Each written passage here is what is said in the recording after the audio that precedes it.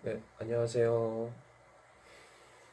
저번에 마이클 샌델의 왜 도덕인가라는 책에 대해서 읽어드렸었는데요. 이번에는 챕터 8 관행과 제도에 내재된 정치 철학은 무엇인가 175페이지입니다. 정치 철학은 종종 세상과 동떨어진 듯 보인다. 원칙과 실제 정치는 완전히 별개이며 우리의 이상을 추구하며 살기 위해 최선을 다해도 대개는 그 노력이 허물어지고 만다. 어떤 점에서 정치 철학은 실현 불가능한 것이지만 또 어떤 점에서는 반드시 이루어야 하는 것이기도 하다. 바로 철학이 애당초 이 세상과 연관되어 있다는 점에서 그러하다. 우리의 관행들과 제도들은 이론의 구현이다. 따라서 정치에 관여하는 것 자체가 이미 이론과 연관되는 것이다. 정치 철학의 궁극적인 문제들, 즉 정의와 가치, 좋은 삶의 본질과 관련된 문제들에는 불확실하지만 한 가지 확실하게 아는 것이 있다. 바로 항상 모종의 답에 따라 살아간다는 점이다. 그렇다면 우리의 관행과 제도에 내재된 정치 철학은 무엇인가? 그것이 어떻게 철학으로서 유지되고 있는가? 그리고 현재 정치 상황에서 그러한 정치 철학의 불안 요소들은 어떻게 나타나는가? 오직 하나의 정답을 모색하는 것은 잘못된 생각이다. 반면 우리는 하나의 답이 아니라 여러 가지 답에 따라 살아간다는 주장에 이의를 제기하는 사람도 있을 것이다.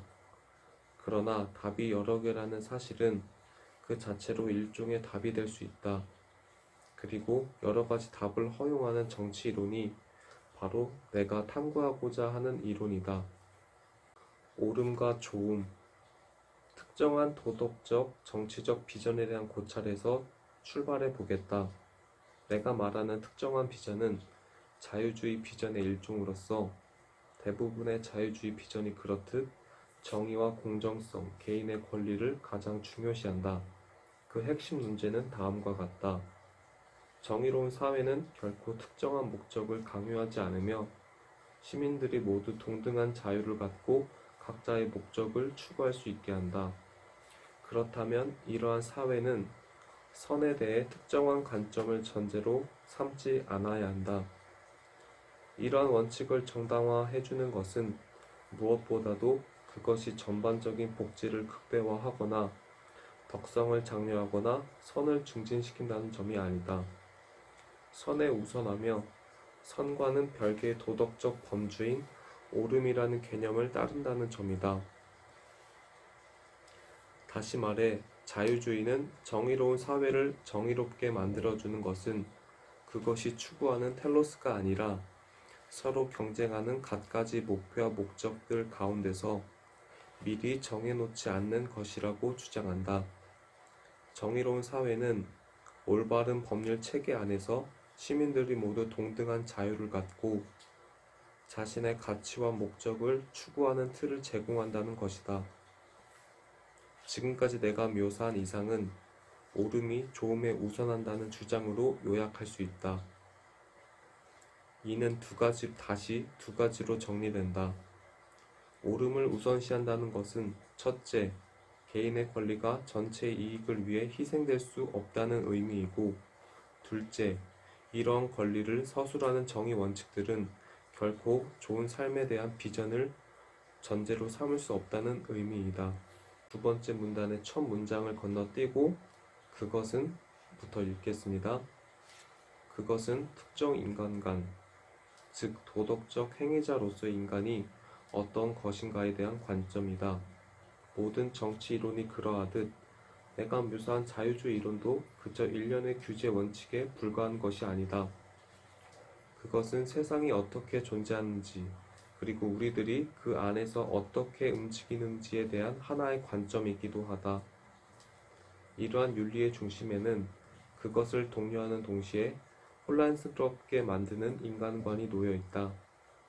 이제부터 나는 이 윤리를 그토록 흡입력 있게 만드는 그러나 결국에는 취약하게 만드는 것이 무연고적 자아의 약속과 실패라는 주장을 펼친다. 네, 273페이지 챕터 11 모두를 위한 경제정책은 무엇인가?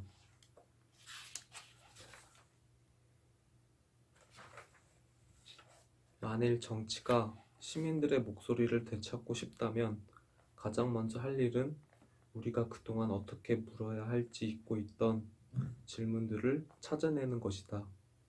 현재 경제적 논쟁은 주로 두 가지 주제를 핵심으로 삼는다. 바로 번영과 공정성이다. 과세 정책이나 예산안 또는 사람들이 선호하는 규제 정책은 대부분 경제 파이의 크기를 확대하거나 보다 공평하게 배분할 것이라는 논리이다. 또는 두 가지 모두를 가능케 할 수 있다는 논리로 국민들의 지지를 이끌어낸다. 그러나 경제 정책에 대한 논쟁이 언제나 국민 생산의 규모와 분배에만 초점이 맞춰져 있는 것은 아니다. 실제로 역사상 상당 기간 동안 미국은 다른 문제에 매달려 있었다. 바로 자치에 가장 적절한 경제정책은 무엇인가였다. 네, 밑에서 세 번째 줄부터 읽겠습니다. 제조업을 장려할 것인지 아니면 농업 국가로서의 정체성을 유지할 것인지는 초기 미국을 지배한 가장 커다란 이슈였다.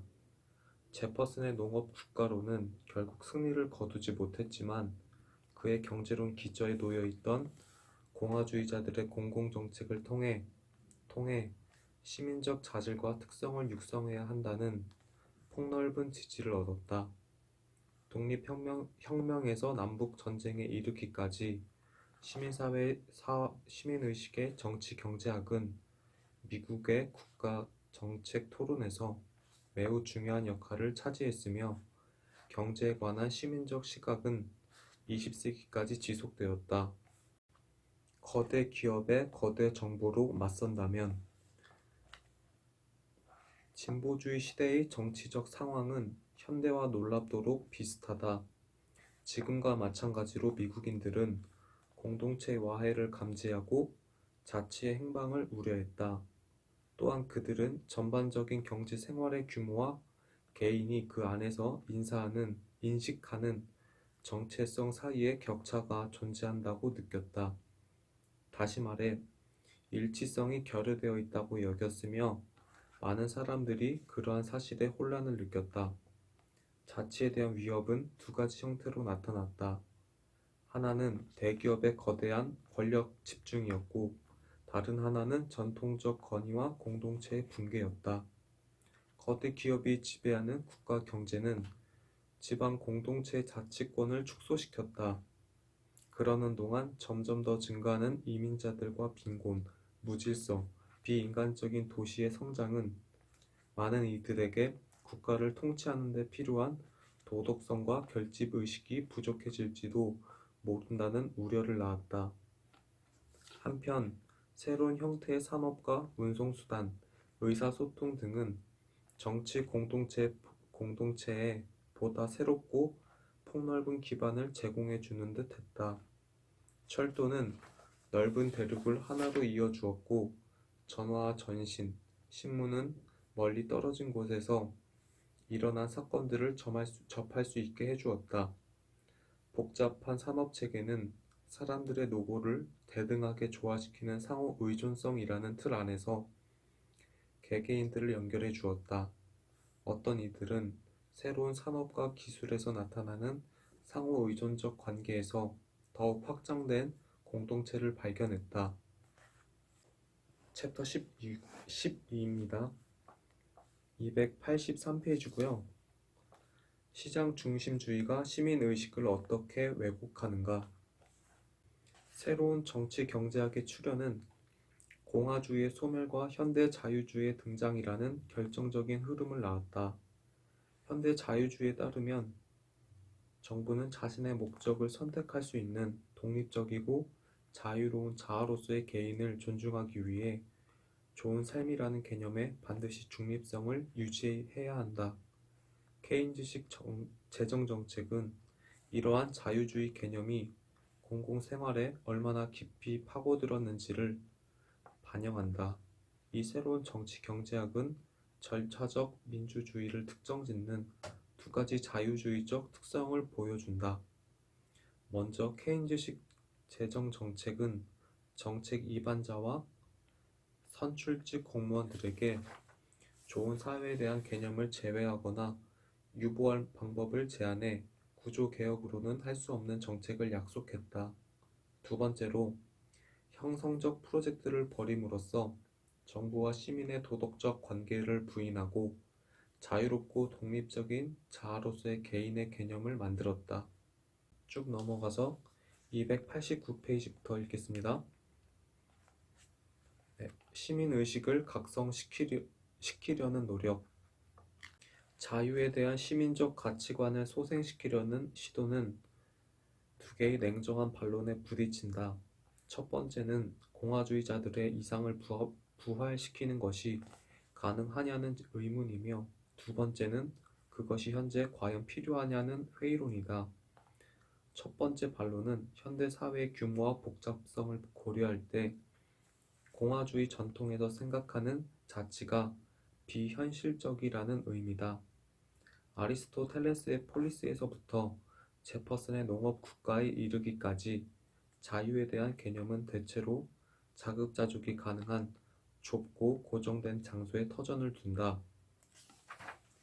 이곳에 거주하는 시민들은 여가와 교육을 누리고 공공 문제를 함께 토론할 수 있는 공통성을 보유한다. 그러나 오늘날 우리의 생활 방식은 매우 다르다. 우리는 변화가 극심하고 다양성이 넘치는 넓고 거대한 대륙에 살고 있다. 이러한 거대 사회는 절대로 자급자족할 수 없으며 산품과 재화, 정보와 이미지가 흘러넘치는 글로벌 경제에 적합하기 때문에 이웃은 물론 이웃 국가에도 관심을 기울이지 않는다. 그리고 밑으로 좀 내려가서 마지막 문단부터 읽겠습니다. 두 번째 반론은 공화주의적 이상을 부활시키는 것이 설사 가능하다 해도 사람들이 그것을 원치 않으리라는 것이다. 시민적 덕성을 주입하는 일은 매우 어려운 일이며, 따라서 공화주의 정치는 언제나 강압적이 될 수 있다는 위험 부담을 안고 있다. 그러한 위협은 민주공화국에는 형성적 계획이 필수적이라는 루소의 글에서 엿볼 수 있다. 네, 쭉 넘어가서 챕터 16 개인주의를 넘어 공동체로 306페이지 마지막 문단 읽겠습니다. 미국의 극심한 정치 변동에 대한 이러한 해석은 최근 민주당이 어떻게 그렇게 오랫동안 집권할 수 있었는지를 설명해 준다. 미국의 양대 정당은 특수한 소명을 갖고 있지만 민주당은 개혁, 공화당은 안정. 그러한 흐름은 민주당에게 정치적 및 도덕적 발전을 이룰 주도권을 부여했고, 민주당은 지난 반세기 동안 그것을 행동으로 실천했다. 복지국가는 민주당의 날개 아래 점차 모습을 갖춰갔으며 60년대의 거대 담론들, 시민권과 베트남전은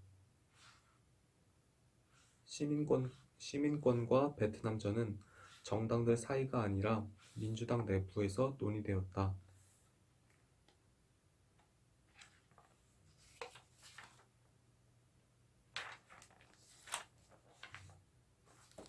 네, 넘어가서 308페이지 전통적 공동체의 쇠퇴.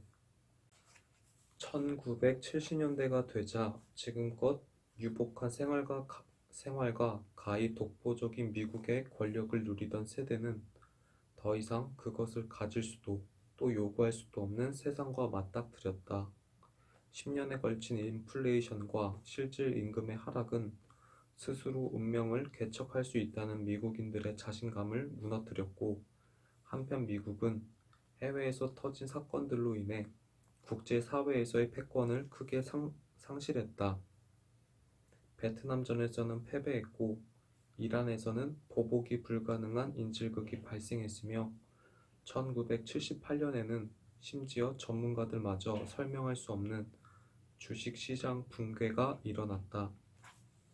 엎친 데 덮친 격으로 권력이 대규모 기관으로 이동하면서 전통적인 공동체가 쇠퇴하기 시작했다. 가족과 이웃, 도시와 마을, 종교와 민족, 종교 공동체가 쇠락하거나 변형되었고 이제 개인들은 무장 해제된 채 경제와 정보의 비인간적인 권력을 홀로 대면해야 했다. 넘어가서 311페이지입니다. 네. 두 번째 문단부터 읽겠습니다. 중간 정도예요. 자유주의자들은 자유방임주의 보수주의자들과 마찬가지로 정부가 도덕과 종교 문제에서 중립을 취해야 한다고 믿는다. 그들은 좋은 삶에 대한 특별한 비전을 법률로 규정하기보다 개인이 원하는 가치를 스스로 선택할 수 있어야 한다고 주장한다. 그들은 정부가 시민적 덕성을 장려하고 배양하는 것이 아니라 시민의 권리를 보호해야 한다고 믿는다. 정부는 시민들이 바라는 가치를 자유롭게 추구할 수 있는 중립적 토대를 제공해야 한다.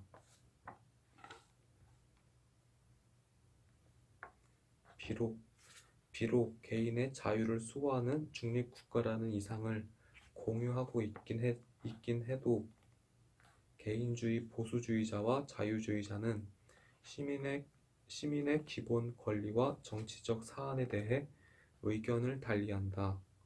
보수주의자들은 개인의 재산권을 강조하고 선택의 자유는 족쇄 없는 시장경제 내에서만 완전하게 실현될 수 있다고 주장한다. 반면 자유주의자들은 진정한 자유를 누리기 위해서는 일정한 사회 경제적 조건이 필요하며 따라서 복지와 교육, 고용, 주택, 의료 보험 등의 권리가 주어져야 한다고 말한다. 그리하여 이러한 논쟁은 반세기 동안 이어졌다. 자유방임적 보수주의자들과 싸우는 자유주의자들은 권리와 자격이라는 개인주의적 단어를 이용해 복지국가를 방어했다. 네, 이렇게 책 읽기를 마쳤고요. 왜 도덕인가라는 책에 대해서 제가 이제 이렇게 읽어드림으로써 여러분들이 잘 대충 이런 정확하게는 알지는 못해도 이런 책이구나 뭐 이런 느낌이 드셨으면 하는 바람은 있는데 아직은 이제 저도 저번에도 말씀드렸지만 이걸 책을 낭독하는 걸 한 지가 얼마 되지 않았기 때문에 아마 좀 부족한 부분이 많이 있을 거라고 짐작이 되는데요. 부족하더라도 조금 너그럽게 이해해 주시고 더 잘 들어주셨으면 하는 개인적인 바람은 있어요. 그러면 오늘은 이것으로 마치고 다음에는 좀 더 좋은 책으로 그리고 더 최선을 다해서 읽어드리도록 노력하겠습니다. 네, 이상입니다.